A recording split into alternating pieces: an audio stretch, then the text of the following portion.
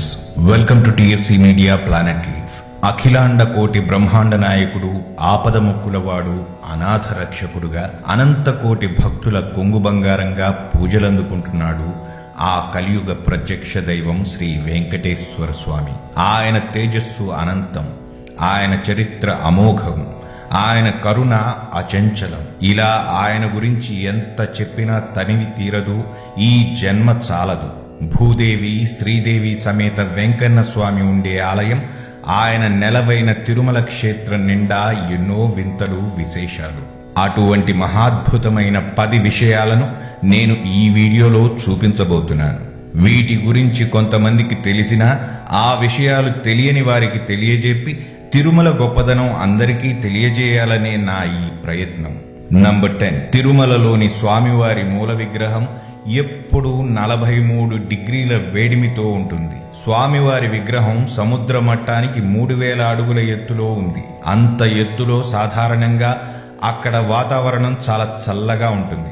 వాతావరణం అంత చల్లగా ఉన్నా స్వామివారి విగ్రహానికి ఎప్పుడూ చెమటలు పడతాయి. ప్రతిరోజు ఉదయం 4:30 గంటలకు స్వామివారికి అభిషేకం నిర్వహించిన తరువాత కూడా ఆయన విగ్రహానికి చెమటలు పడతాయట.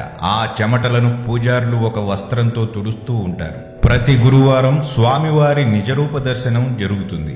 ఆ సమయంలో స్వామి విగ్రహంపై ఉన్న ఆభరణాలు తీసినప్పుడు అవి వేడిగా ఉంటాయట.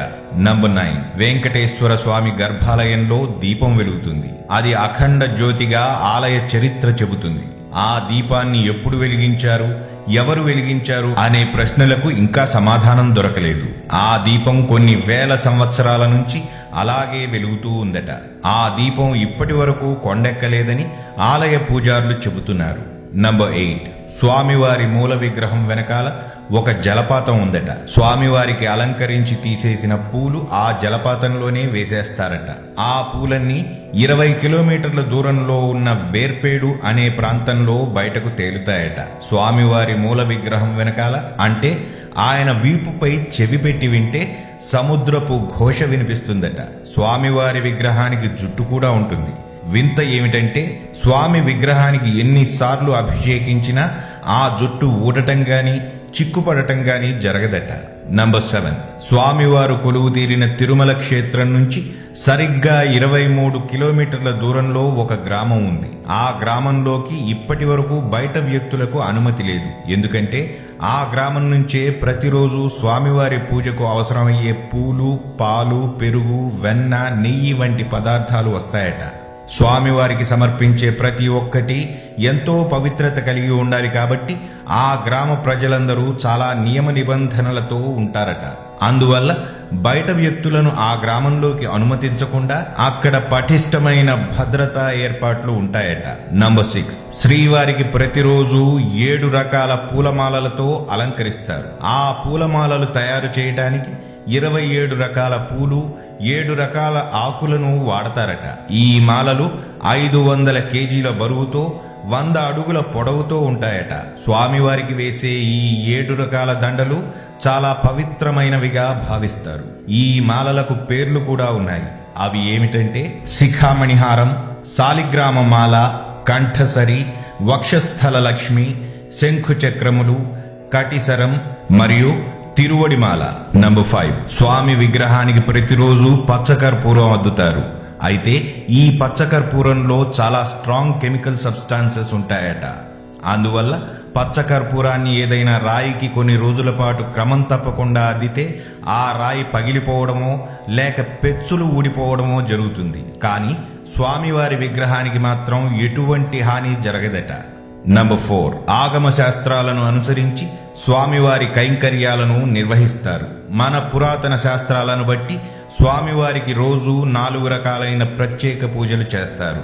అవి ఏమిటంటే ప్రాతకాలారాధన, మాధ్యాహ్నిక ఆరాధన, సంధ్యాకాలారాధన, పవళింపు సేవ. నంబర్ 3, స్వామివారి మూల విగ్రహం సాధారణంగా చూస్తే గర్భగుడి మధ్యలో ఉన్నట్లు అనిపిస్తుంది. కానీ ఆయన గర్భగుడికి కుడి పక్కన ఉంటారట. ఈ విషయం బయట నుంచి తీక్షణంగా చూస్తే గాని అర్థం కాదు. అంతేకాదు ఆయన విగ్రహం వెనకాల ఎప్పుడూ చెమ్మగా ఉంటుంది. ఆ నీటిని ఎంత తుడిచినా మళ్లీ అక్కడ చెమ్మబారుతుందట. నంబర్ 2, శ్రీవారిని తరతరాలుగా తొలిగా దర్శనం చేసుకునేది ఒక సన్నిధి గొల్ల. వీరు యాదవ వంశానికి చెందినవారు. స్వామివారి ఆలయాన్ని ప్రతిరోజు ఉదయాన్నే తెరిచి అక్కడ దీపాలు వెలిగించే వారిని సన్నిధి గొల్ల అని అంటారు. ఈ సాంప్రదాయం కొన్ని వేల సంవత్సరాలుగా జరుగుతోంది. నంబర్ 1, తిరుమల ఆలయ మహాద్వారం ఆరంభంలో కుడివైపున ఒక గుణపం ఉంటుంది. ఒకసారి స్వామివారి సేవలో ఉన్న అనంత ఆళ్వార్ని పరీక్షించడానికి శ్రీవారు చిన్నపిల్లవాడి రూపంలో వచ్చి అనంత ఆళ్వార్ని విసిగించారట. దానికి కోపంతో ఆ పిల్లవాడిపైకి ఒక గుణపం విసరగా అది ఆ పిల్లవాడి గడ్డానికి తగిలి గాయమైందట. ఇప్పటికీ శ్రీవారి విగ్రహంలో గడ్డంపై ఆ దెబ్బ కనపడుతుందట.